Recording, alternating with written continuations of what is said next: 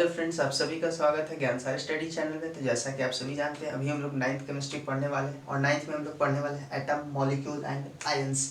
तो चलिए, पिछले क्लासेस में भी हम लोग पढ़ चुके हैं परमाणु अणु के बारे में। अगर आपने अभी तक नहीं देखा है तो वीडियो के नीचे डिस्क्रिप्शन में लिंक है प्रीवियस वीडियो का, आप जाके वहाँ से देख सकते हैं। तो चलिए हम लोग अब आगे बढ़ते हैं। तो आगे बढ़ते हैं तो देखिए, आज हम लोग पढ़ेंगे एटॉमिसिटी यानी परमाणुकता। परमाणुकता हम लोग कहते हैं किसे, पहले ये समझिए। तो देखिए कहता क्या है, किसी पदार्थ यानी कि पदार्थ कहने का अर्थ है तत्व या यौगिक, यानी कि तत्व यानी कहने का अर्थ है मैटर और यौगिक यानी कंपाउंड। तो कह रहा है कि मैटर या कंपाउंड ले लीजिए, किसी का तत्व या यौगिक के एक अणु में उपस्थित परमाणुओं की संख्या परमाणुकता कहलाती है।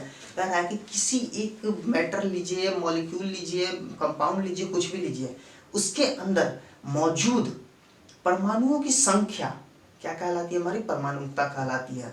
ठीक, तत्व या यौगिक के अणु के अंदर। तो चलिए अब इसका एग्जांपल देखते हैं। जैसे H2 यानी कि हाइड्रोजन।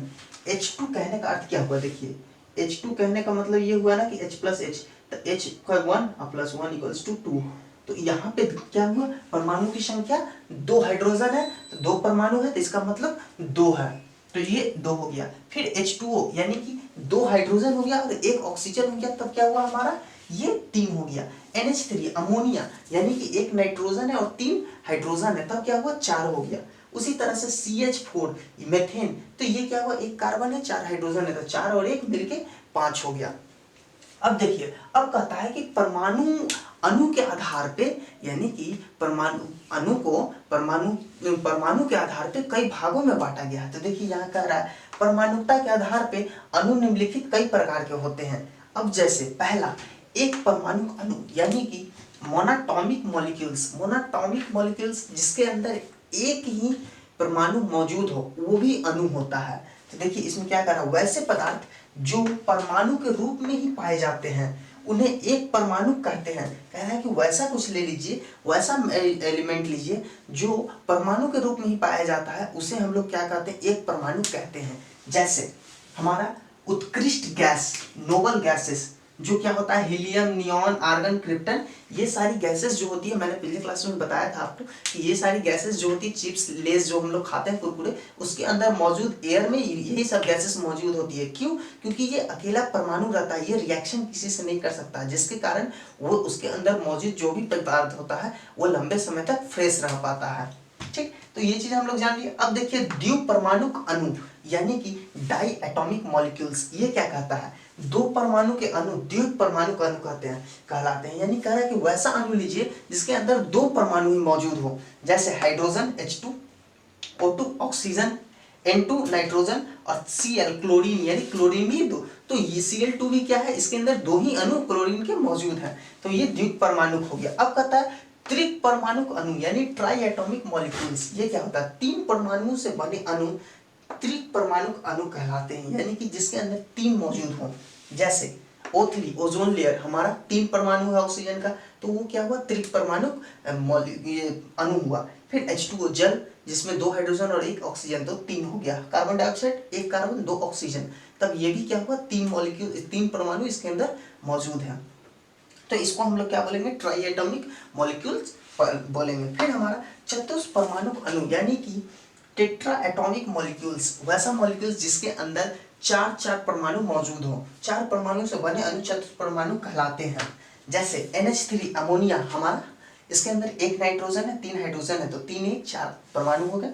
SO3 यानी कि सल्फर ट्राइऑक्साइड, तो सल्फर 1 और 3 ऑक्सीजन, तो 3 1 4। फास्फोरस P4, जिसमें 4 फास्फोरस के क्या है, परमाणु हैं।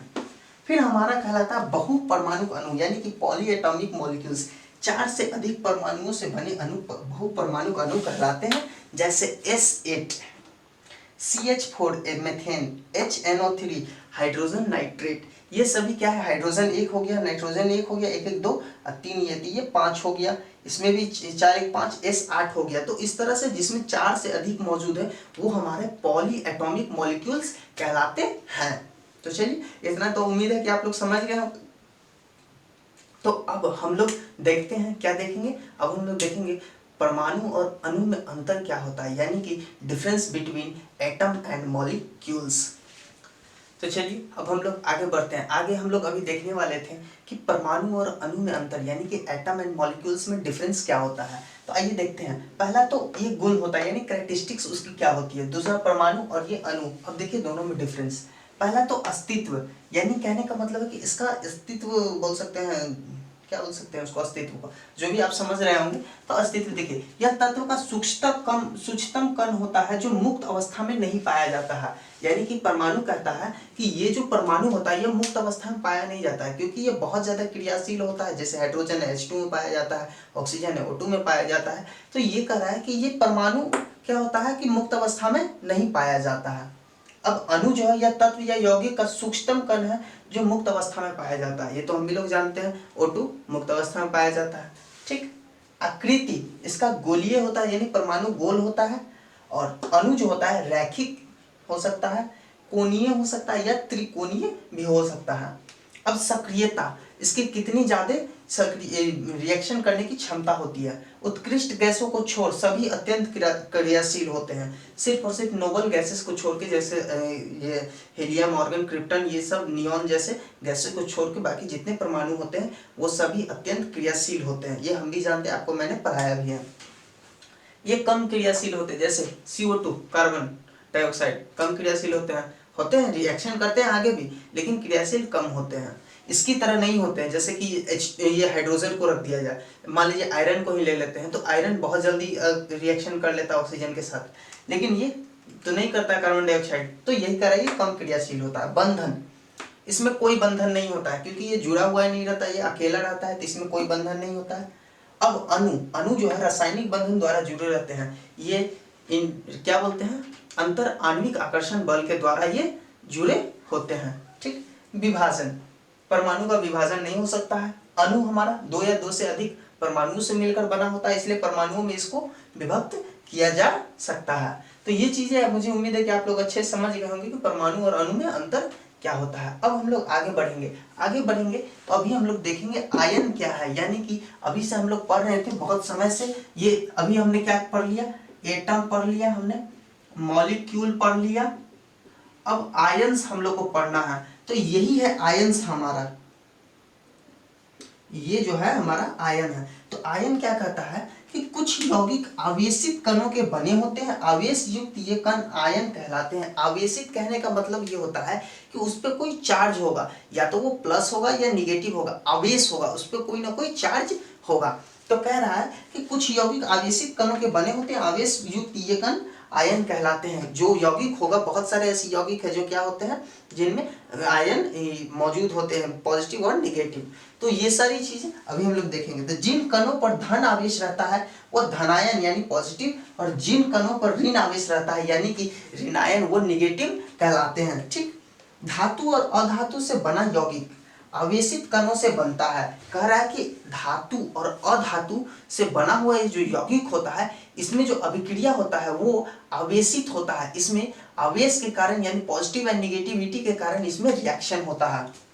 तो कह रहा है धातु और अधातु से बना यौगिक आवेशित कणों से बनता है, यानी उसमें चार्जेस होता है। चूंकि धातु परमाणु पर धनायन होता है, यानी कि धातु जो होता है उसके ऊपर पॉजिटिव चार्ज होता है, और जो अधातु होता है उस पर ऋणायन यानी कि एनायन चार्ज, यानी कि धातु पे केटायन पॉजिटिव चार्ज, और जो अधातु है यानी नॉन मेटल है उस पर ऋणायन यानी कि एनायन चार्ज मौजूद होता है। अब जैसे एक एग्जांपल देख लीजिए, NaCl यानी कि सोडियम क्लोराइड ले लिया।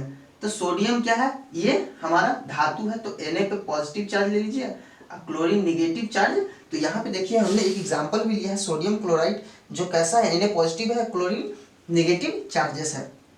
फिर कहता है यह यौगिक में इन प्रकार के आयन परस्पर स्थिर वैद्युत आकर्षण बल। देखिए ये आपके पॉइंट ऑफ व्यू से पूछ सकता है कि हमारे धातु और अधातु में मौजूद कौन से बल होते हैं, कौन से आकर्षण बल मौजूद होते हैं जिसके कारण वो बंधन होता है। यह सवाल इस तरह हो सकता है कि धातु और अधातु कौन से बंधन से जुड़े होते हैं। तो ये हमारा क्या है, स्थिर वैद्युत आकर्षण बल यानी इलेक्ट्रोस्टैटिक फोर्स ऑफ अट्रैक्शन के कारण क्या होता है, मेटल और नॉन मेटल आपस में जुड़ते हैं। ठीक। तो ये चीज हम लोग अब जान लिए। तो चलिए आपको उम्मीद है कि आयन भी समझ में आ गया होगा कि हम लोग किसे कहते हैं। अब हम लोग आगे बढ़ते हैं। तो अब हम आगे बढ़ेंगे तो अब हम लोग सीखेंगे कि ये जो H2O था ये हम लोग H2O, C2, CO2 ये सब देख रहे थे, NH3 देख रहे थे। तो ये किस तरह बना है, अब इसको बनाने के लिए हम लोग केमिकल यानी कि केमिकल फॉर्मूला बनाने के लिए अब हम लोग सीखने वाले हैं। तो उससे पहले हम लोग को संयोजकता जानना होगा, यानी वैलेंसिंग। संयोजकता मतलब वैलेंसिंग होता है। तो अब हम लोग वैलेंसिंग जानेंगे। तो देखिए वैलेंसिंग होता क्या है और एक बार समझिए, ठीक। फिर आज तो हम लोग सिर्फ बैलेंसिंग समझ जाएंगे, अब अगले क्लासेस में हम लोग बैलेंसिंग अच्छे से पढ़ेंगे। और आप लोग प्लीज क्या कीजिएगा कि जो भी 1 से 30 तक परमाणु है, सॉरी ये क्या बोलते हैं, मैटर है, तत्व है, उसका नाम याद करके आइएगा, हाइड्रोजन से लेकर जिंक तक। तो ये आप लोग को परमाणु संख्या इसकी पता होगी तो आसानी होगा संयोजकता बनाने उसका निकालने में। और उसके कारण हम जैसे ही आपको संयोजकता पता रहेगा आप केमिकल फॉर्मूला तुरंत बना लेंगे, यानी रासायनिक नाम। अब देखिए संयोजकता क्या कहता है, तत्व के परमाणु में दूसरे तत्व के परमाणुओं के साथ संयोग करने की क्षमता होती है। कह रहा है किसी भी तत्व का परमाणु ले लीजिए, वो किसी दूसरे तत्व के परमाणु के साथ संयोग करने की यानी जुड़ने की क्षमता होती है। उसी क्षमता को संयोजकता या संयोजन क्षमता, कंबाइनिंग कैपेसिटी और वैलेंसी भी कहते हैं। और जो क्षमता होती है दूसरे परमाणुओं के साथ जुड़ जाने की, बॉन्ड बनाने की, वही क्षमता क्या कहलाती है, हमारी वैलेंसी कहलाती है या फिर कंबाइनिंग कैपेसिटी कहलाती है। फिर हमारा विभिन्न तत्वों की संयोजकता विभिन्न होती है। कह रहा है कि जो अलग अलग तत्व होते हैं, अलग अलग मैटर होते हैं, जैसे कि ऑक्सीजन होता है, ऑक्सीजन का संयोजकता अलग होगा, हाइड्रोजन का संयोजकता अलग होगा और क्लोरीन का संयोजकता क्या होगा, अलग होगा। तो इस आधार पे कहा जा रहा है कि विभिन्न तत्वों की संयोजकता भिन्न भिन्न होती है, अलग अलग तत्व का संयोजकता अलग अलग होता है। अब ये कैसे होता है ये अगले क्लासेस में आप लोगों को बताऊंगा। तो दोस्तों आज का वीडियो कैसा लगा, अगर किसी तरह कोई कमेंट है, आपका डाउट है, तो हमें प्लीज़ वीडियो कमेंट में नीचे कमेंट में बताएं। और आपने प्लीज़ वीडियो को लाइक करें, शेयर करें, सब्सक्राइब करना तो बिल्कुल ना भूलें। और सभी दोस्तों को बताएं ज्ञान सागर स्टडी पे क्लासेस स्टार्ट हो गई है, आप लोग पढ़िए मन लगा के, और मैं आप लोगों के साथ तैयार हूँ। प्लीज़ हाँ, साथ ही साथ नोट्स आपके वीडियो के लास्ट में अवेलेबल है। तो आज के लिए इतना ही, थैंक यू।